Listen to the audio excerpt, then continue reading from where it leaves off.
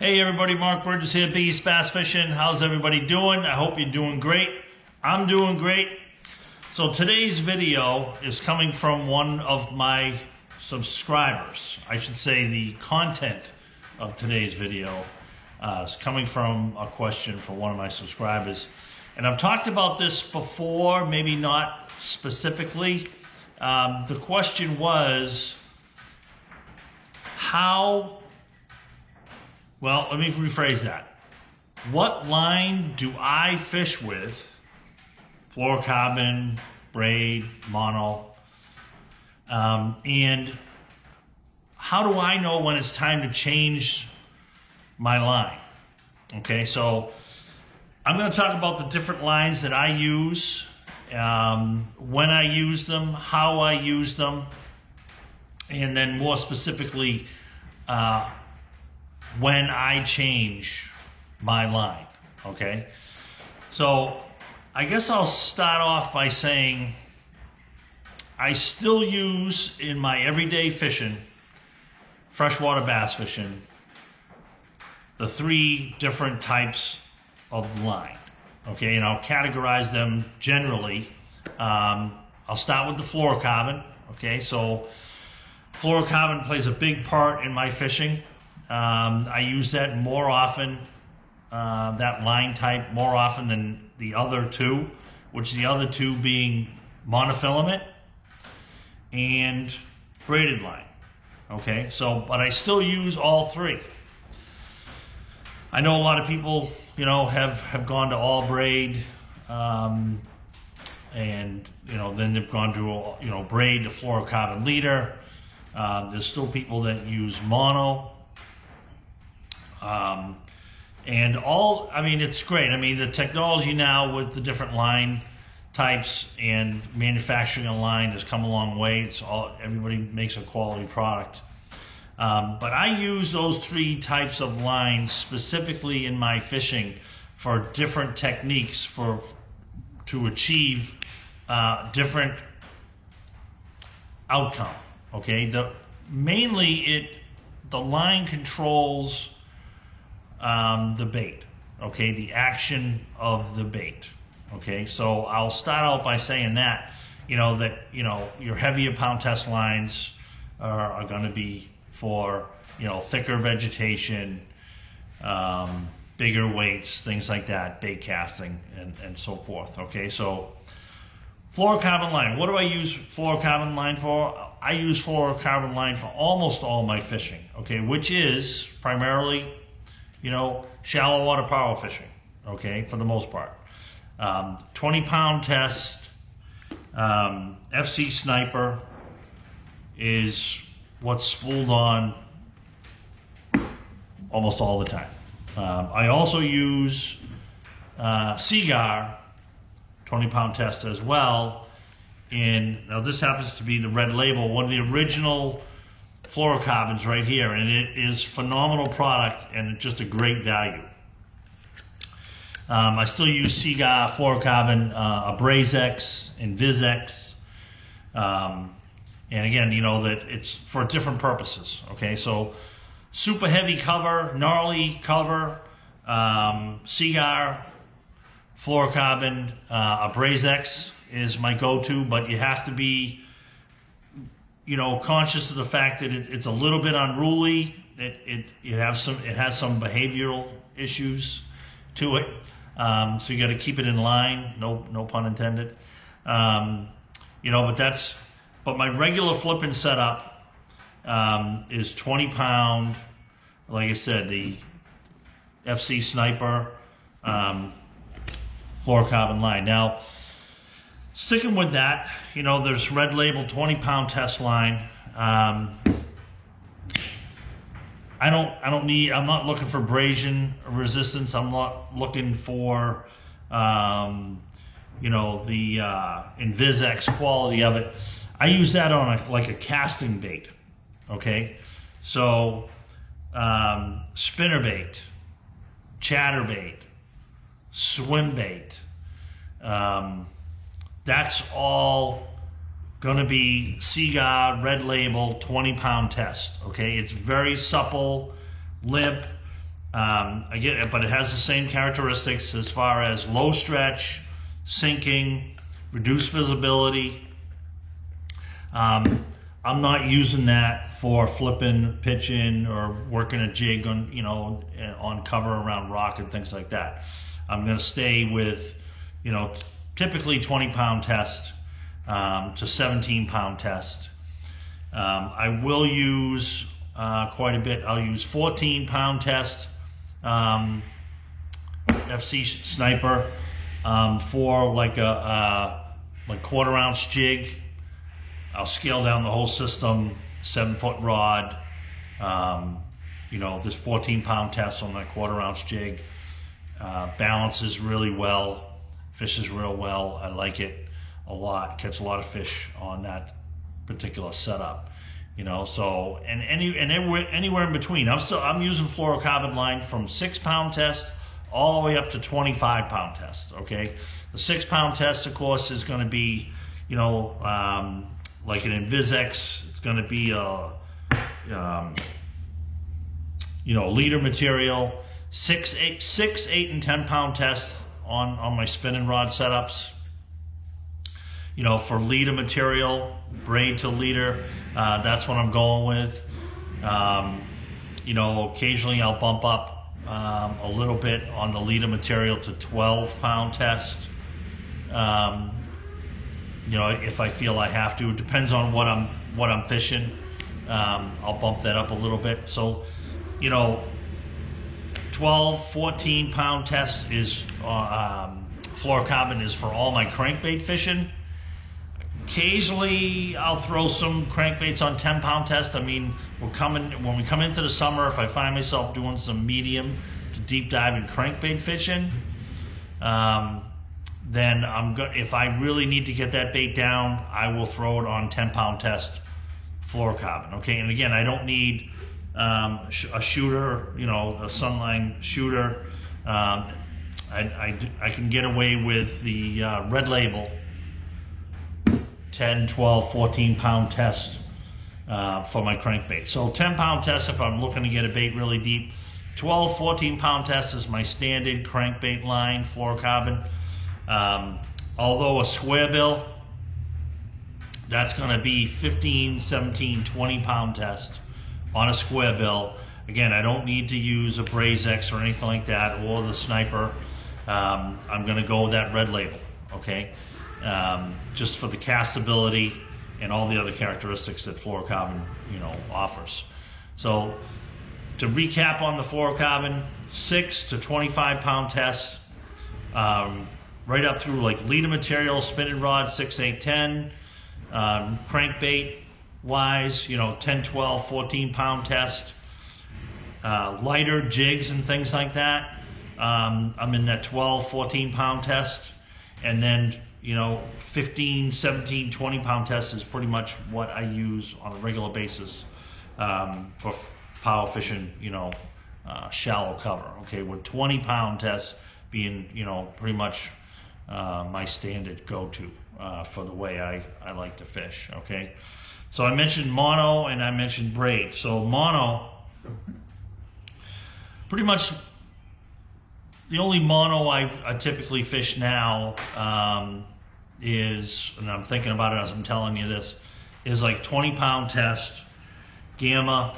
It's a copolymer, green. I use 20-pound test monofilament on all my topwater fishing. Okay, that's buzzbait, 20-pound fluorocarbon. Prop bait, 20-pound fluorocarbon. A popper, 20-pound fluorocarbon. Okay, why? Well, 20-pound test. You know, it's tough line. Okay, it's I'm not going to have any break off issues. The 20-pound mono has mono floats, of course, helps keep the bait up. That's very, very important on a buzz bait, on a prop bait, on a popper. That bait is as high up in the water column on the surface as you possibly can get. And the mono helps keep it there. Okay, it's not pulling the bait down at all. You know, buzz bait's constant retrieve, as you know, but with a prop bait or anything like that, or even like a spook, I'll fish it on a spool too, 20-pound test. Pop the bait's sitting there for a little bit. You don't need the fluorocarbon sinking and pulling the nose down, okay? It's strong, it floats, it's got some stretch, so I got a little bit of forgiveness there. You know, should I really jump the hook set?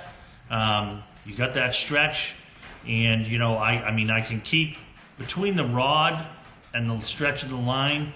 You know, I can keep it tight. You know, it's all like a shock absorber type of system, and that's what the mono, you know, does for me. So if it ain't broke, don't fix it, right? So that's pretty much the mono. The braid. Now, if I'm fishing, for flipping wise, for me to go braid direct, tie direct from braid right to the bait, it's got to be extremely thick cover, mostly grass, okay, namely grass. It has to be off color water to a point, although I will fish it in gin clear water. If the grass is really that thick, it's okay to pitch it in thick, heavy vegetation, even in clear water.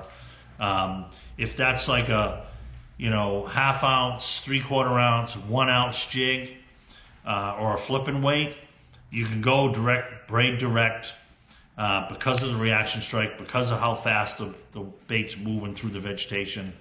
You can get away with tying direct, and I do it, you know, quite a bit.